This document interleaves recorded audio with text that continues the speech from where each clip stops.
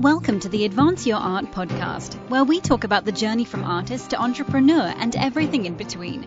You've worked hard to hone your craft. Now take it to the next level with tips, techniques, strategies, and routines used by successful artists to grow their businesses and careers. Now, let's get started and have some fun with your host, Yuri Cataldo.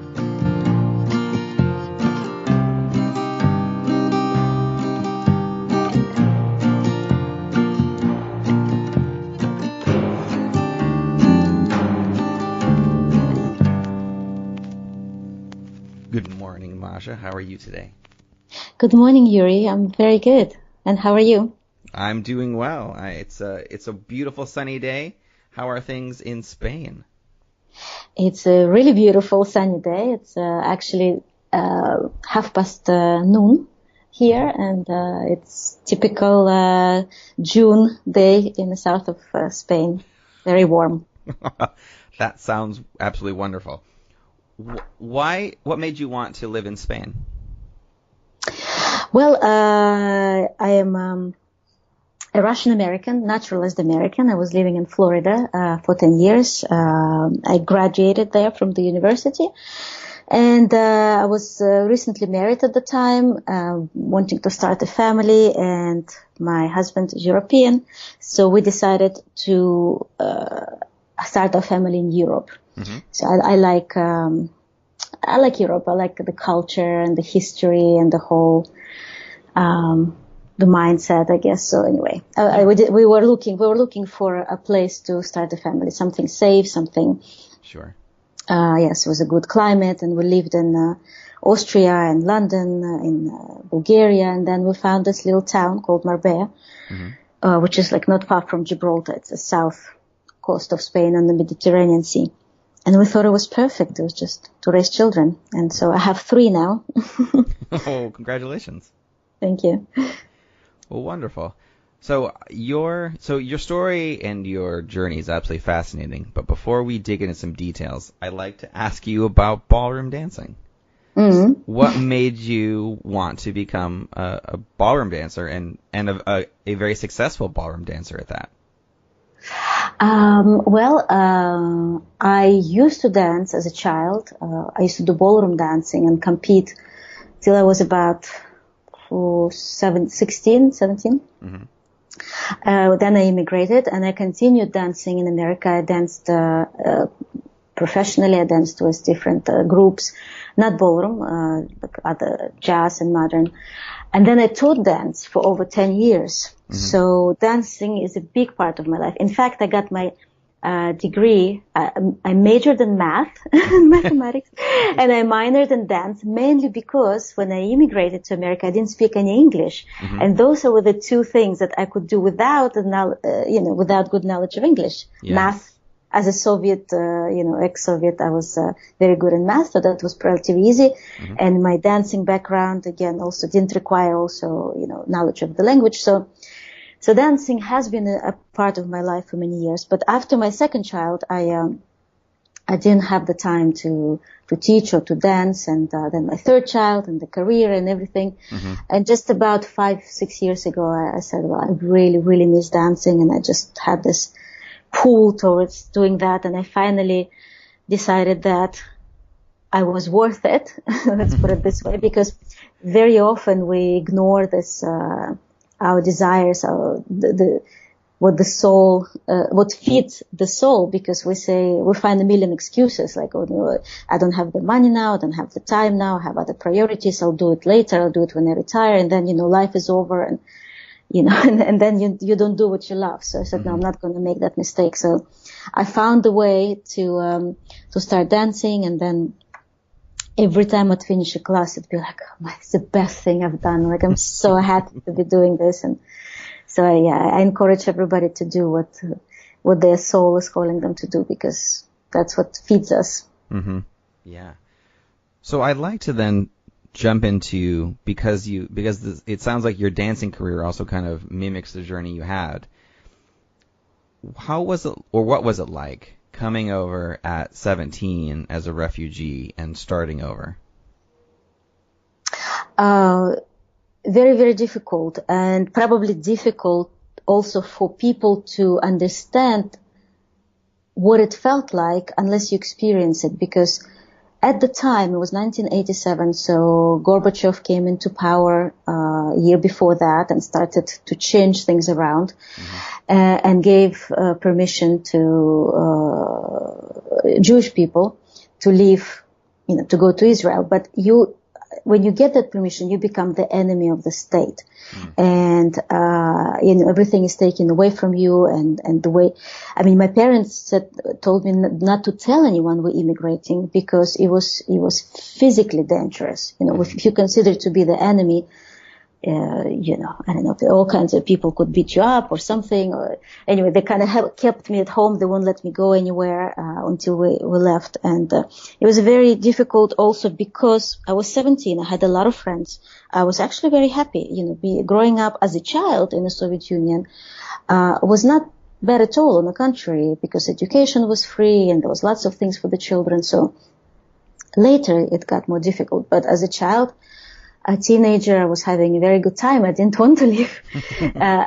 And especially nobody could predict then that the wall would go down and the border would open up. At that time, I was leaving thinking I will never ever see my friends again. I would never see my extended family again.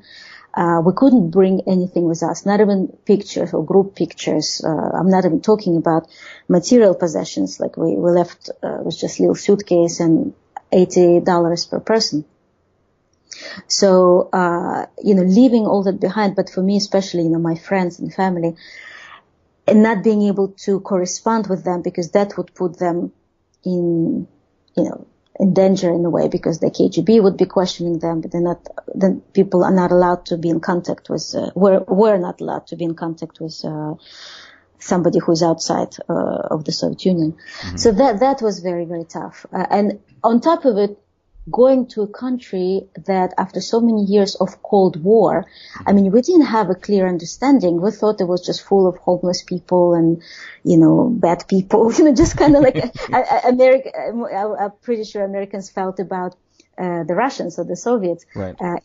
In fact, when I immigrated, it was the wave of immigration that did not happen for like 9 years before that. So there were very, very few Russian immigrants at the time, and people were very surprised to hear that I am from Soviet Union or that I'm Russian, because I did not fit into this the way they imagine a Russian woman would look, Yes, petite and brunette. I'm just like, and they all thought, this like big, blonde, strong Olga, kind of looking woman. So they couldn't understand. So, but they were, very welcoming and it was, it was difficult, and I was, depressed for a long time, and I felt really lost. I didn't speak the language, as I mentioned. I didn't know people. I wasn't sure. I kind of lost my sense of identity in a way, because the mindset was so completely different to what I was used to. So it took me like 5 years, to be honest, to get over the whole thing. Yeah. Wow. And where did your family end up living when you first moved over to the States? We ended up in Miami, in Florida, because my mother's sister immigrated 9 years before that, which is I was saying it was.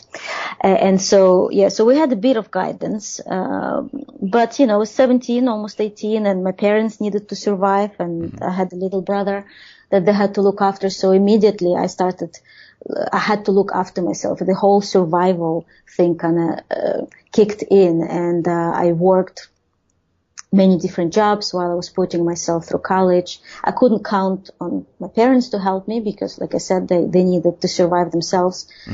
And so in a way it was very good, because when you're thrown into the deep end and you have to swim or you die, you learn to swim. And it taught me so much about what I'm capable of, and later on in life, a lot of obstacles were not what many people would consider tough or difficult. For me, was not, because I thought, okay, well, this is nothing, compared to that. So, it builds the character, it makes you stronger, helps you understand that you're capable of so many things that you would not be able to know unless you actually have to experience them. Mm-hmm. Oh yeah. So it's very interesting. So both my parents are immigrants, and it's interesting hearing your story and their story, because there's a lot of similarities, because my mother and that side came over from Russia, then my father came over from Italy, and both times when they came over, nobody spoke English.